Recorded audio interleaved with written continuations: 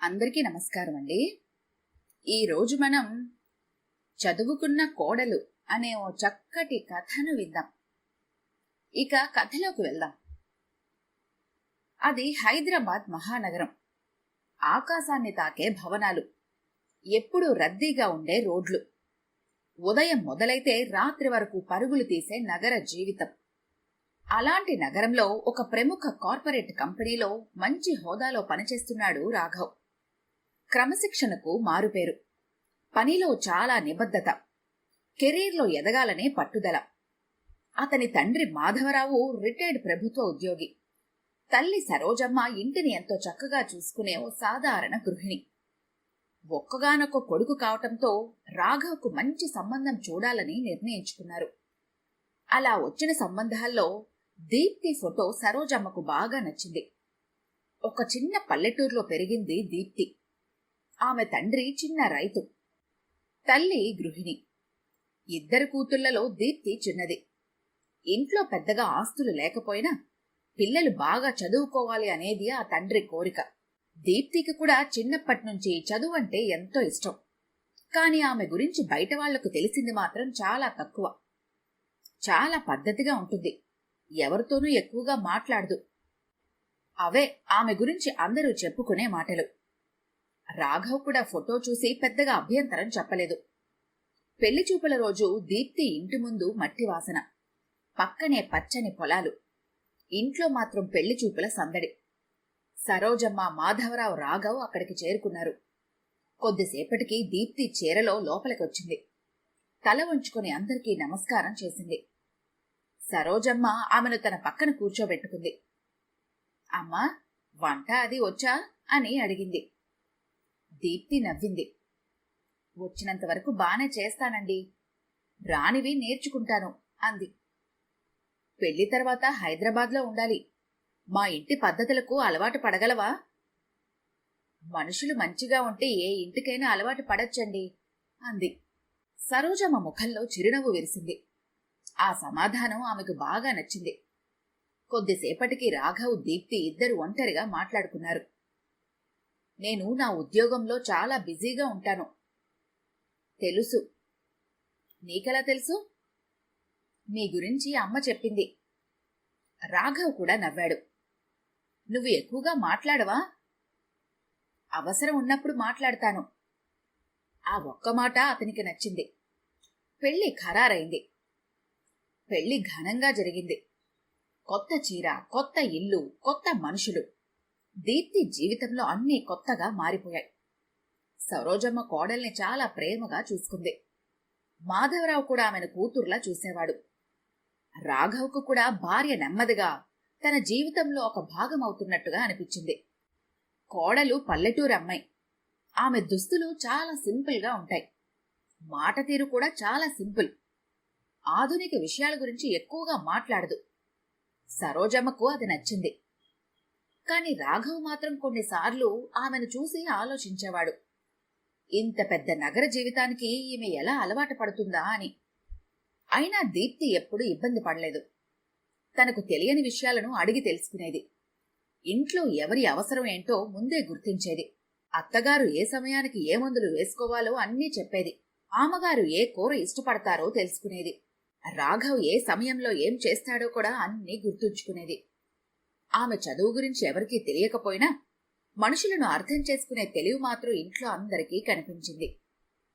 ఒకరోజు సాయంత్రం రాఘవ్ ఆఫీస్ నుంచి వచ్చి తన ల్యాప్టాప్ తెరిచి కూర్చున్నాడు. ముఖంలో ఆందోళన. దీప్తి కాఫీ తీసుకొచ్చి టేబుల్ మీద పెట్టింది. ఏమైంది, ఎందుకలా ఉన్నారు? ఆఫీస్లో ఒక పెద్ద ప్రాజెక్ట్ మీద పనిచేస్తున్నాము, చిన్న సమస్య వచ్చింది. దీప్తి ఏమీ అడగకుండా పక్కకు వెళ్లబోయింది. రాఘవ్ ఒక్కసారిగా అన్నాడు, ఈ మధ్య మా కంపెనీలో బిజినెస్ చాలా పెరిగింది, బాధ్యతలు కూడా పెరిగాయి. దీప్తి తిరిగి చూసింది. బాధ్యత పెరిగినప్పుడు తప్పులు కూడా ఖరీదైనవే అవుతాయి. రాఘవ్ ఆమె వైపు చూశాడు. అది నిజమే. దీప్తి మాత్రం సాధారణంగా అక్కడి నుంచి వెళ్లిపోయింది. రాఘవ్కు ఆ మాట ఎందుకంత అర్థవంతంగా అనిపించిందో అతనికే తెలియలేదు. రోజులు గడిచాయి. దీప్తి ఇంట్లో అందరికీ మరింత దగ్గరైంది. ఆమెను చూసి సరోజమ్మకు ఒకటే అనిపించేది, ఇలాంటి కోడలు దొరకటం నా అదృష్టం. కాని రాఘవ్ మాత్రం కొన్నిసార్లు తన భార్యలో ఏదో తాను అర్థం చేసుకోలేని విషయం ఉందని గమనించేవాడు. ఆమె ప్రతి విషయాన్ని విన్న వెంటనే అర్థం చేసుకుంటుంది, కాని ఎప్పుడూ వాటి గురించి తన అభిప్రాయం చెప్పదు. ఒకరోజు రాఘవ్ సరదాగా అడిగాడు, దీప్తి, నీకసలు ఏ విషయాలంటే ఇష్టం? ఆమె కాసేపు ఆలోచించి, చాలా విషయాలు. అంటే సమయం వచ్చినప్పుడు చెబుతానులేండి అంది. రాఘవ్ నవ్వేశాడు. ఆ రోజు ఉదయం ఎప్పటిలానే పరుగులు పెడుతోంది. రోడ్ల మీద ట్రాఫిక్, ఆఫీసులకు వెళ్తున్న ఉద్యోగులు, కాఫీ షాపుల ముందు చిన్న చిన్న గుంపులు. ఆ నగరపు వేగానికి అలవాటు పడుతూ రాఘవ్ కూడా తన జీవితంలో ముందుకు సాగుతున్నాడు. అతని కెరీర్లో మాత్రం ఒక కొత్త మలుపు మొదలైంది. కంపెనీకి విదేశీ సంస్థ నుంచి భారీ ప్రాజెక్ట్ వచ్చింది. దాని విలువ కొన్ని కోట్ల రూపాయలు. రాఘవ్ టీంకి ఆ ప్రాజెక్ట్లో కీలకమైన బాధ్యత ఇచ్చారు. ఆ రోజు ఉదయం ఇంటి నుంచి బయలుదేరే ముందు రాఘవ్ తన ఫైల్ కోసం వెతుకుతున్నాడు. దీప్తి, నిన్న నా టేబుల్ మీద పెట్టిన బ్లూ ఫైల్ ఏమైనా కనిపించిందా? మీ స్టడీ టేబుల్ 2వ డ్రాయర్లో ఉంది. రాఘవ్ అడిగాడు. నువ్వే పెట్టావా? లేదు, నిన్న మీరు అక్కడే పెట్టారు. అతను డ్రా ఓపెన్ చేశాడు. ఫైల్ అక్కడే ఉంది. నువ్వన్నీ బానే గమనిస్తావు. దీప్తి నవ్వేసింది. రాఘవ్ కూడా నవ్వుతూ బయటికి వెళ్ళిపోయాడు. ఆ రోజు ఆఫీస్లో రాఘవ్ టీంకు ముఖ్యమైన సమావేశం జరిగింది. కంపెనీ సిఎఫ్ఓ స్వయంగా వచ్చాడు. ఈ ప్రాజెక్ట్లో ఒక తప్పు కూడా జరగకూడదు. మనం కోట్ల రూపాయల బాధ్యత తీసుకుంటున్నాము. అందరూ జాగ్రత్తగా వింటున్నారు.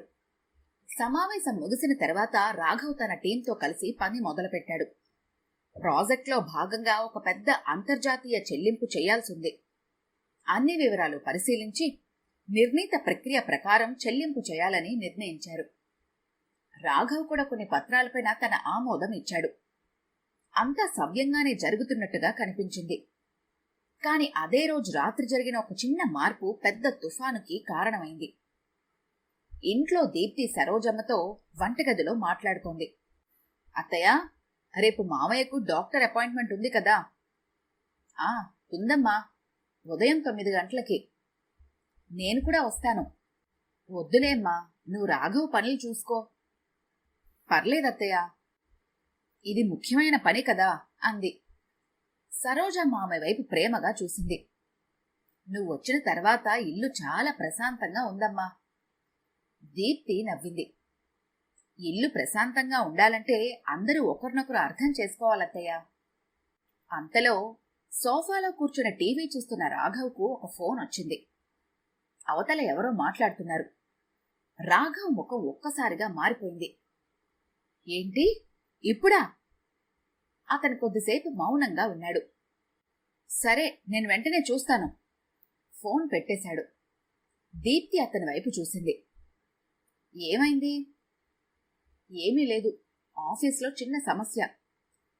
చాలా సీరియస్గా కనిపిస్తున్నారే. ఏం లేదులే, రేపటికి సర్దుకుంటుంది అని చెప్పి గదిలోకి వెళ్ళిపోయాడు. దీప్తి మాత్రం అతని ముఖాన్ని గమనిస్తూనే ఉంది. అది చిన్న సమస్య కాదని ఆమెకు అర్థమైంది. మరుసటి రోజు రాఘవ్ ఆఫీసులోకి వెళ్లగానే పరిస్థితి పూర్తిగా మారిపోయింది. అతన్ని నేరుగా సిఎఫ్ఓ గదిలోకి పిలిచారు. లోపలికి వెళ్లిన రాఘవ్కు అక్కడి వాతావరణం చూసి ఏదో పెద్ద సమస్య జరిగిందని అర్థమైంది. సిఎఫ్ఓ ముందున్న ఫైల్ను అతని వైపు జరిపాడు. రాఘవ్, ఈ ట్రాన్సాక్షన్ గురించి నీకు తెలుసా? రాఘవ్ పత్రం చూసి షాక్ అయ్యాడు. ఒక భారీ మొత్తం కంపెనీ ఖాతా నుంచి మరో ఖాతాలోకి వెళ్ళింది. సార్, ఇది మనం చేయాల్సిన ట్రాన్సాక్షనే. అది కాదు సమస్య. సిఎఫ్ఓ మరో పేజీ చూపించాడు. ఈ ట్రాన్సాక్షన్ జరిగిన అకౌంట్ అసలు మన వెండర్దే కాదు. రాఘవ్ ఒక్కసారిగా లేచాడు. అదెలా సాధ్యం? అదే మాకు కూడా తెలియటం లేదు.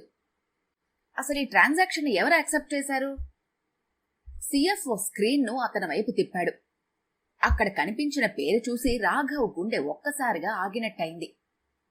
అక్కడున్నది రాఘవ్ పేరే. సార్, నేను ఈ ట్రాన్సాక్షన్ అసలు యాక్సెప్ట్ చేయనే లేదు.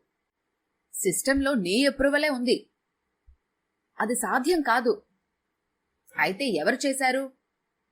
రాఘవ్కు సమాధానం లేదు. అతని యూజర్ ఐడితో ఆమోదం జరిగింది. కంపెనీకి భారీ నష్టం వాటిల్లే పరిస్థితి. మేనేజ్మెంట్ అత్యవసర విచారణకు ఆదేశించింది. రాఘవ్కు ఒకే మాట చెప్పారు, 48 గంటల్లో నిజం బయటికి రావాలి. రాఘవ్ చాలా నీరసంగా ఇంటికి చేరుకున్నాడు. రోజు కంటే చాలా ఆలస్యంగా ఇంటికొచ్చాడు. దీప్తి తలుపు తీసింది. అతని ముఖం చూసిన వెంటనే ఏదో పెద్ద సమస్య జరిగిందని అర్థమైంది. ఏమైంది అని అడిగింది. రాఘవ్ ఏమీ మాట్లాడలేదు. సోఫాలో కూర్చున్నాడు. సరోజమ్మ కూడా బయటకొచ్చింది. ఏమైంది నాన్నా, అలా ఉన్నావ్ అని అడిగింది. కొంతసేపు మౌనంగా ఉన్న రాఘవ్ చివరికి అన్నాడు, నా మీద కంపెనీలో పెద్ద ఆరోపణ వచ్చింది. ఏంటి? కంపెనీ డబ్బు తప్పు ఖాతాలోకి వెళ్ళింది. దానికి నా అప్రూవల్ ఉన్నట్టు రికార్డుంది. సరోజమ్మ గుండెల మీద చెయ్యి వేసుకుంది. నువ్వు చేయలేదు కదా? లేదమ్మా. దీప్తి మాత్రం ప్రశాంతంగా అడిగింది. ట్రాన్సాక్షన్ ఎప్పుడు జరిగింది? రాఘవ్ తేదీ సమయం చెప్పాడు. ఆ సమయంలో మీరు ఆఫీస్లో ఉన్నారా? లేదు, నేనప్పటికే ఇంటికొచ్చేశాను. మీ యూజర్ ఐడికి ఇంకెవరైనా యాక్సెస్ ఉంటుందా? రాఘవ్ కొద్దిసేపు ఆలోచించాడు. సాధారణంగా ఉండదు. సాధారణంగా అంటే? కొన్ని ఐటీ టీమ్స్కి అడ్మినిస్ట్రేటివ్ పర్మిషన్స్ ఉంటాయి. మరి రేపు మీరేం చేయబోతున్నారు? లాగ్స్, సిస్టమ్ రికార్డ్స్ అన్నీ చెక్ చేస్తాను. దీప్తి నెమ్మదిగా అంది. అయితే నిజం కూడా దొరుకుతుంది. రాఘవ్ ఆమె వైపు చూశాడు. నీకంత నమ్మకం ఎలా ఉంది? దీప్తి ప్రశాంతంగా నవ్వింది. మీరు చెయ్యలేదని మీకు తెలుసు, మాకు తెలుసు. ఆ మాట రాఘవ్కు ధైర్యాన్నిచ్చింది. కాని ఆమెకు మాత్రం ఒక విషయం బాగా అర్థమైంది. సిస్టంలో కనిపిస్తున్న నిజం అసలు నిజం కాకపోవచ్చు. ఆ రాత్రి అందరూ నిద్రపోయిన తర్వాత దీప్తి ఒంటరిగా కూర్చుంది. రాఘవ్ చెప్పిన తేదీ, సమయం ఆమెకు గుర్తొచ్చాయి. ఆమె మెల్లగా అనుకుంది, ఎవరో తప్పు చేశారు. కాని ఆ తప్పును రాఘవ్ పేరు మీద ఎందుకు పెట్టారు? ఆమెకు సమాధానం తెలియలేదు. మరుసటి రోజు ఉదయం హైదరాబాద్ ఆకాశం మబ్బులతో నిండిపోయింది. రాఘవ్ మాత్రం తెల్లారకముందే లేచాడు. ఆఫీస్లో తన పైన పడిన ఆరోపణ అతని మనసును వదలటం లేదు. సరోజమ్మ దేవుడి ముందు దీపం వెలిగిస్తూ కొడుకు గురించి ఆలోచిస్తోంది. మాధవరావు పేపర్ చేతిలో పట్టుకున్నా చదవటం లేదు. ఇంట్లో ఏదో తెలియని ఆందోళన. దీప్తి మాత్రం అందరినీ గమనిస్తూనే ఉంది. రాఘవ్ టిఫిన్ కూడా సరిగ్గా చేయకుండా లేచాడు. నువ్వేమీ తినలేదు రాఘవ్ అంది దీప్తి. ఆఫీస్లో తింటాను. దీప్తి అతని చేతిలో టిఫిన్ బాక్స్ పెట్టింది. నిజం నిరూపించుకోవాలంటే ముందు బలంగా ఉండాలి. తీసుకెళ్ళు అంది. రాఘవ్ ఆమె వైపు చూసి చిన్నగా నవ్వాడు. నువ్వు మాత్రం ఎప్పుడు ఇంత ప్రశాంతంగా ఎలా ఉంటావు? భయపడితే సమస్య చిన్నదవుతుందా? ఆ మాట విని రాఘవ్ కాసేపు ఆమెను చూస్తూ నిలబడిపోయాడు. సాయంత్రం వచ్చాక మాట్లాడతాను అని బయటకు వెళ్ళిపోయాడు. ఆఫీస్లో విచారణ. రాఘవ్ను మరోసారి మేనేజ్మెంట్ ముందు కూర్చోబెట్టారు. సిస్టమ్ రికార్డ్స్ అతనికి వ్యతిరేకంగానే ఉన్నాయి. ఈ అప్రూవల్ మీ యూజర్ ఐడి నుంచే వచ్చింది. ఐటీ హెడ్ స్పష్టంగా చెప్పాడు. కానీ నేను చెయ్యలేదు. మరి మీ పాస్వర్డ్ ఎవరికైనా తెలుసా? లేదు. మీ కంప్యూటర్ ఆ రోజు మీ దగ్గరే ఉందా? అవును, నా దగ్గరే ఉంది. విచారణలో కొత్తగా ఏమీ బయటపడలేదు. అయితే ఒక విషయం మాత్రం రాఘవ్కు అనుమానం కలిగించింది. ట్రాన్సాక్షన్ జరిగిన సమయానికి అతని కంప్యూటర్ ఆన్లో లేదు. ఆ వివరాన్ని ఐటీ హెడ్ పెద్దగా పట్టించుకోలేదు. సిస్టంలో రిమోట్ యాక్సెస్ ఉండొచ్చు. రాఘవ్ వెంటనే అడిగాడు, అయితే రిమోట్ యాక్సెస్ లాగ్ ఎందుకు లేదు? గదిలో కాసేపు నిశ్శబ్దం. ఐటీ హెడ్ ఫైళ్లను తిరగేశాడు. మేము మరోసారి చెక్ చేస్తాం. రాఘవ్కు ఏదో తేడాగా అనిపించింది. ఇంటికి తిరిగొచ్చిన రాఘవ్ ఆ రోజు అతని ముఖంలో నిన్నటి కంటే ఎక్కువ నిరాశ ఉంది. దీప్తి గమనించింది. ఏమైంది? ఏమీ దొరకలేదు. నిన్నొక ప్రశ్న అడగనా? అడుగు. ఆ ట్రాన్సాక్షన్ అప్రూవ్ చేసే ముందు ఏమైనా వెరిఫికేషన్ ప్రాసెస్ ఉంటుందా అని అడిగింది దీప్తి. హా, ఉంటుంది. మరి అది పూర్తయిందా? రికార్డ్స్లో పూర్తయినట్టే ఉంది. దీప్తి కాసేపు ఆలోచించింది. రికార్డులో ఉన్నది నిజమే అని ఎలా నమ్ముతున్నారు? రాఘవ్ ఆమె వైపు చూశాడు. అంటే ఒకసారి అసలు ట్రాన్సాక్షన్ ట్రయల్ మొత్తం చూడండి. ఎవరు క్రియేట్ చేశారు, ఎవరు మోడిఫై చేశారు, ఎవరు అప్రూవ్ చేశారు, చివరికి ఎవరు రిలీజ్ చేశారు. రాఘవ్ నిశ్శబ్దంగా ఉన్నాడు. ఆమె చెప్పిన మాట అతని మనసులో బలంగా పడింది. ఇది ఎవరో ఒక్కరే చేసి ఉండకపోవచ్చు అంది దీప్తి. ఒక్కొక్క దశలో మార్పులు చేసి ఉండొచ్చు. రాఘవ్ ఒక్కసారిగా లేచాడు. నేనిప్పుడే నా కొలీగ్కి ఫోన్ చేస్తాను. కొద్దిసేపటికి రాఘవ్ తన ల్యాప్టాప్ తెరిచాడు. దీప్తి అతని పక్కనే కూర్చుంది. ట్రాన్సాక్షన్ హిస్టరీ తెరిచాడు. మొదట ఎంట్రీ, తర్వాత మార్పు, తర్వాత అప్రూవల్. దీప్తి ఒక్కసారిగా ఆపింది. ఇక్కడ చూడండి. రాఘవ్ స్క్రీన్కి దగ్గరగా వెళ్ళాడు. ఏంటి? ఈ వెండర్ అకౌంట్ నంబర్ చివరి 2 డిజిట్స్ చూడండి. రాఘవ్ చూశాడు. ఇది మన వెండర్ అకౌంట్ కాదు. అయితే ఇదెవరో మార్చేశారు. దీప్తి ప్రశాంతంగా అంది. అది. రాఘవ్ కళ్లల్లో ఆశ్చర్యం. అయితే ఎవరో అసలు అకౌంట్ నంబర్ మార్చుండాలి. అదే కాదు, మార్పు చేసిన వ్యక్తి ఆ తర్వాత దాన్ని మళ్లీ పాత అకౌంట్లా కనిపించేలా చేశాడు. రాఘవ్ నమ్మలేకపోయాడు. అదెలా సాధ్యం? దీప్తి స్క్రీన్ వైపు చూపించింది. టైం స్టాంప్ చూడండి. అతను చూశాడు. ఒక మార్పు జరిగిన సమయం, మరో అప్రూవల్ జరిగిన సమయం, వాటి మధ్య కేవలం కొన్ని నిమిషాల తేడా. ఇది సాధారణ ప్రక్రియ కాదు. రాఘవ్ నెమ్మదిగా అన్నాడు. ఎవరు కావాలనే చేశారు. దీప్తి తల ఊపింది. కాని ఎందుకు? అదే ప్రశ్న. ఎవరో డబ్బును మళ్లించారు. ఎవరో ఆ మార్పుని దాచారు.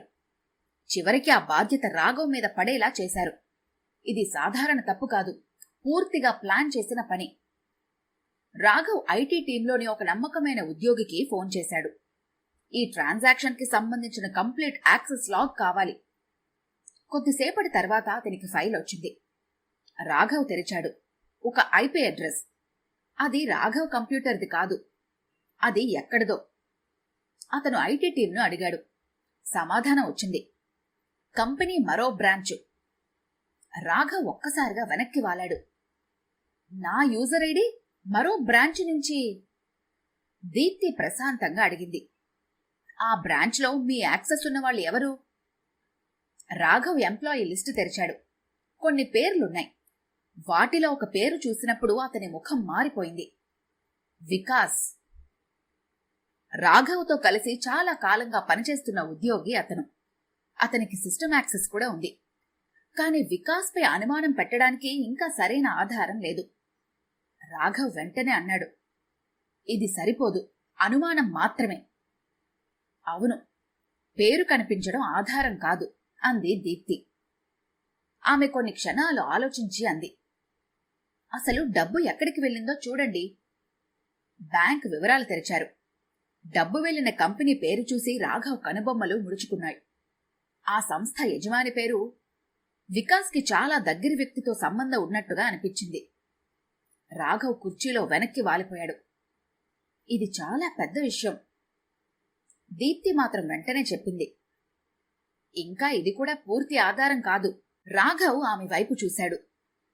నీకింత ఓపిక ఎక్కడి నుంచొచ్చింది? ఆమె చిరునవ్వు నవ్వింది. నిజం త్వరగా బయటపడాలని కోరుకుంటే తొందరపడకూడదు. ఆ మాట విని రాఘవ్ మౌనంగా ఉండిపోయాడు. అతని భార్య గురించి ఏదో విషయం తనకి తెలియంది ఉందనే భావన మొదటిసారి బలంగా కలిగింది. అతను సరదాగా అడిగాడు, అసలు నువ్వు ఎవరమ్మా అని. దీప్తి నవ్వింది. మీ భార్యనే. అది తెలుసు, కాని నీకివన్నీ ఎలా తెలుసు? దీప్తి సమాధానం చెప్పలేదు. సమయం వచ్చినప్పుడు చెబుతానులేండి. మళ్ళీ అదే మాట. పెళ్లికి ముందు ఆమె చెప్పిన మాట. కాని ఈసారి రాఘవ్ దాన్ని సరదాగా తీసుకోలేదు. ఆ రాత్రి దీప్తి తన గదిలో ఒంటరిగా కూర్చుంది. తన పాత ఫైల్ను బయటకు తీసింది. కొన్ని సర్టిఫికెట్లు, కొన్ని పాత ఫోటోలు, ఒక కాలేజీ గుర్తింపు కార్డు. ఆమె వాటిని చూసి మళ్లీ మూసేసింది. ఆమె జీవితంలో దాచుకున్న విషయం ఇంకా బయటకు రాలేదు. కాని రాఘవ్ ఉద్యోగాన్ని కాపాడటానికి ఆమెకు తన గతాన్ని బయటపెట్టక తప్పని పరిస్థితి దగ్గర పడుతుంది. మరోవైపు రాఘవ్ ఆఫీస్లో మేనేజ్మెంట్ ఒక కీలక నిర్ణయం తీసుకుంది. మరుసటి రోజు రాఘవ్పై తుది విచారణ. అతను తనను తాను నిర్దోషిగా నిరూపించుకోలేకపోతే ఉద్యోగం మాత్రమే కాదు, అతని కెరీర్ మొత్తం ప్రమాదంలో పడబోతుంది. మరుసటి రోజు ఉదయం రాఘవ్ బయలుదేరే ముందు దీప్తి అతని ముందు కాఫీ పెట్టింది. భయపడకండి. భయమేమీ లేదు, కాని ఏం జరుగుతుందో తెలియటం లేదు. దీప్తి అతని వైపు కాసేపు చూస్తూ అంది. నిజం మీ వైపు ఉంటే దాన్ని బయటకు తీసే మార్గం కూడా ఉంటుంది. రాఘవ్ చిరునవ్వు నవ్వాడు. నువ్వు నా భార్యవా లేక నా మోటివేషనల్ స్పీకర్వా అన్నాడు నవ్వుతూ. దీప్తి కూడా నవ్వింది. ఈ రోజు మీకు ఏది అవసరమైతే అదే అనుకోండి. మేనేజ్మెంట్ సమావేశం. కంపెనీ బోర్డు గదిలో అందరూ కూర్చున్నారు. స్క్రీన్ పై transaction details, IT logs, bank records, approval history అన్నీ ఒకదాని తర్వాత ఒకటి ప్రదర్శించారు. సిఎఫ్ఓ రాఘవ్ వైపు చూశాడు. మీరు ఈ ట్రాన్సాక్షన్ అప్రూవ్ చేయలేదని చెబుతున్నారు. మీ దగ్గర దానికి ఆధారం ఏదైనా ఉందా? రాఘవ్ లేచి నిలబడ్డాడు. నా యూజర్ ఐడి ఉపయోగించారు, కానీ ట్రాన్సాక్షన్ జరిగిన సమయంలో నేను ఆ సిస్టమ్ని ఉపయోగించలేదు. దానికి ప్రూఫ్ ఏంటి అని అడిగాడు సిఎఫ్ఓ. రాఘవ్ తన ఫోన్లో ఉన్న కొన్ని వివరాలు చూపించాడు. ఆ రోజు తన ఆఫీస్ నుంచి వెళ్లిపోయిన సమయం. కానీ అది సరిపోలేదు. ఐటీ హెడ్ చెప్పాడు. యూజర్ ఐడి రిమోట్ యాక్సెస్ ద్వారా ఉపయోగించబడే అవకాశం ఉంది. బోర్డులో ఉన్న ఒక సభ్యుడు అడిగాడు. అయితే రిమోట్ యాక్సెస్ ఎవరు చేశారు? గదిలో మౌనం. రాఘవ్ దగ్గర పూర్తి సమాధానం లేదు. అతని మీద అనుమానం మరింత పెరిగింది. అప్పుడే రాఘవ్ ఫోన్లో ఒక మెసేజ్ వచ్చింది, దీప్తి నుంచి. వెండర్ బ్యాంక్ అకౌంట్ మారిన సమయాన్ని చెక్ చేయండి. ఆ మార్పు అప్రూవల్కి ముందు జరిగిందా తర్వాత జరిగిందా అనేది ముఖ్యమైనది. రాఘవ్ వెంటనే ఐటీ టీంను ఆ వివరాలు చూపించమన్నాడు. కొత్త లాగ్ తెరపై కనిపించింది. గదిలో ఉన్నవాళ్లందరూ ఆశ్చర్యపోయారు. వెండర్ అకౌంట్ మార్చబడింది. అది కూడా రాఘవ్ అప్రూవల్కి కొన్ని నిమిషాల ముందు. సిఎఫ్ఓ వెంటనే అడిగాడు, ఈ మార్పు ఎవరు చేశారు? ఐటీ హెడ్ మరో లాగ్ తెరిచాడు. ఒక ఎంప్లాయీ ఐడి కనిపించింది, వికాస్. అందరి చూపు వికాస్ వైపు మళ్ళింది. వికాస్ ఒక్కసారిగా లేచాడు. సార్, నేను అకౌంట్ డీటెయిల్స్ అప్డేట్ చేశాను, కానీ ట్రాన్సాక్షన్తో నాకేం సంబంధం లేదు.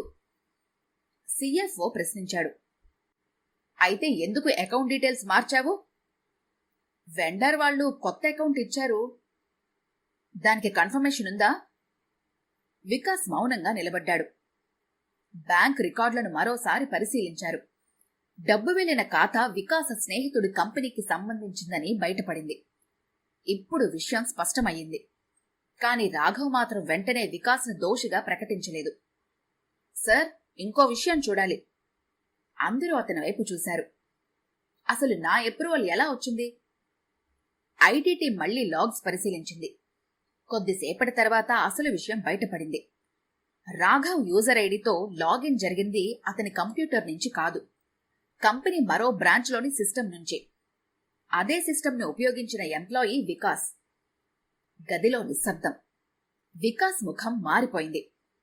అతను చివరగా తల వంచాడు. సార్, ఈ పని నేనొక్కడనే చెయ్యలేదు. ఆ మాటతో అందరూ షాక్ అయ్యారు. మరి ఎవరితో కలిసి చేశావు? వికాస్ సమాధానం చెప్పలేదు. కాని దర్యాప్తు మొదలవగానే మరిన్ని ఆధారాలు బయటపడ్డాయి. రాఘవ్ యూజర్ ఐడిని ఉపయోగించి ట్రాన్సాక్షన్ అప్రూవ్ చేయటం, వెండర్ అకౌంట్ మార్చటం, డబ్బును మరో ఖాతాకు మళ్లించటం అన్నీ ముందే ప్లాన్ చేసిన పనులు. రాఘవ్పై వచ్చిన ఆరోపణ పూర్తిగా తొలగిపోయింది. మేనేజ్మెంట్ అతనికి క్షమాపణ చెప్పింది. మీరు ఈ కేసులో నిర్దోషి. రాఘవ్ కళ్లల్లో ఉపశమనం. అతను వెంటనే తన భార్యకు ఫోన్ చేశాడు. దీప్తి, నువ్వు చెప్పినట్టే జరిగింది. ఆమె నవ్వింది. మీరు నమ్మి ప్రయత్నించారు. నేనేం చేశాను? కానీ నీకివన్నీ అసలు ఎలా తెలుసు? ఈసారి ఫోన్ అవతల నిశ్శబ్దం. కొద్దిసేపటి తర్వాత ఆమె అంది, ఇంటికి రండి, ఈరోజు మీకో విషయం చెప్పాలి. రాఘవ్ ఇంటికి చేరుకునేసరికి సరోజమ్మ, మాధవరావు కూడా అక్కడే ఉన్నారు. దీప్తి ముందుగా వారిద్దరినీ చూసింది. తర్వాత రాఘవ్ వైపు తిరిగింది. దీప్తి తన గదిలోకి వెళ్లి ఒక ఫైల్ని తీసుకొచ్చింది. టేబుల్ మీద పెట్టింది. సరోజమ్మ ఫైల్ను తెరిచింది. మొదటి పేజీ చూసి ఆగిపోయింది. MBA business management. సరోజమ్మ కళ్లల్లో ఆశ్చర్యం. మాధవరావు మరో సర్టిఫికెట్ తీసుకున్నాడు. రాఘవ్ మాత్రం మాట రాకుండా ఆమె వైపు చూస్తున్నాడు. దీప్తి, నువ్వు ఎంబీఏ చేశావా? ఆమె మెల్లగా తలూపింది. అవును. మరైతే పెళ్లి చూపుల్లో ఎందుకు చెప్పలేదు? దీప్తి కళ్లల్లో కన్నీటి మెరుపు. అది నా కథ కాదు, మా కుటుంబం భయం అని చెప్పి ఆమె నెమ్మదిగా తన అక్క గురించి చెప్పటం మొదలుపెట్టింది. గదిలో ఉన్న ముగ్గురు నిశ్శబ్దంగా వింటున్నారు. దీప్తి కొద్దిసేపు మౌనంగా ఉండి తన అక్క గురించి చెప్పటం మొదలుపెట్టింది. నా అక్క కూడా నాలానే బాగా చదువుకుంది. మంచి కంపెనీలో మంచి ఉద్యోగం చేసేది. ఆమెకొక మంచి సంబంధం వచ్చిందని పెళ్లి చేస్తే జీవితం బావుంటుందని అమ్మా నాన్నలు అనుకున్నారు. పెళ్లి కూడా ఘనంగా జరిగింది. కాని పెళ్లి తర్వాత అక్క భర్త పూర్తిగా మారిపోయాడు. ఆమె ఉద్యోగానికి వెళ్లినా అనుమానం, ఎవరితో మాట్లాడినా అనుమానం. ఇంటికి కొంచెం ఆలస్యంగా వస్తే గొడవ. రోజురోజుకి అక్కను మానసికంగా చాలా వేధించేవాడు. అక్క చాలా భరించింది. చివరికా బాధను తట్టుకోలేక అతని నుంచి విడాకులు తీసుకుంది.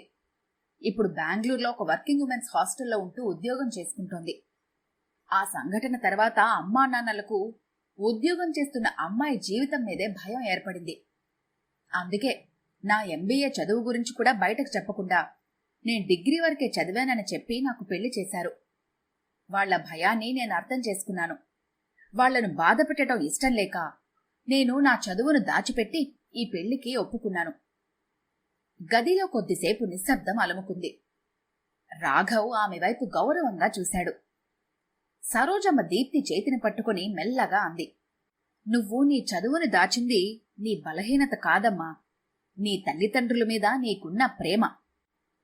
రాత్రి భోజనం తర్వాత మాధవరావు మెల్లగా అడిగాడు, అమ్మా, ఇంత చదువుకుని ఇంట్లోనే ఉండిపోయావు, మరి నీకు బాధగా అనిపించలేదా? దీప్తి కొద్దిసేపు మౌనంగా ఉండి నవ్వింది. బాధ అనిపించింది మావయ్య. నాకు ఉద్యోగం చేయాలంటే చాలా ఇష్టం. కాని నా తల్లిదండ్రుల భయం ముందు నా బాధ చిన్నదైపోయింది. సరోజమ్మ కళ్లల్లో నీళ్లు తిరిగాయి. అయితే ఇప్పుడేం చేద్దామనుకుంటున్నావు? రాఘవ్ అడిగాడు. దీప్తి రాఘవ్ వైపు చూసింది. నువ్వు నీ కలలను వదిలేసి మా ఇంట్లో అడుగు పెట్టావు.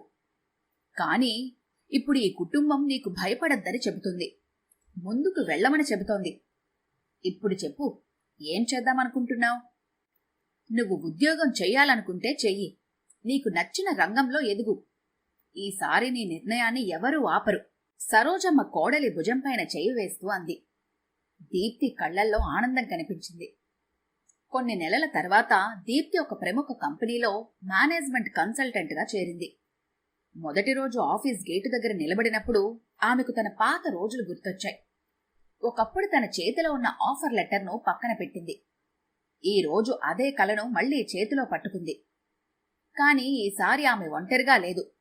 ఆమె వెనుక తన కుటుంబం ఉంది.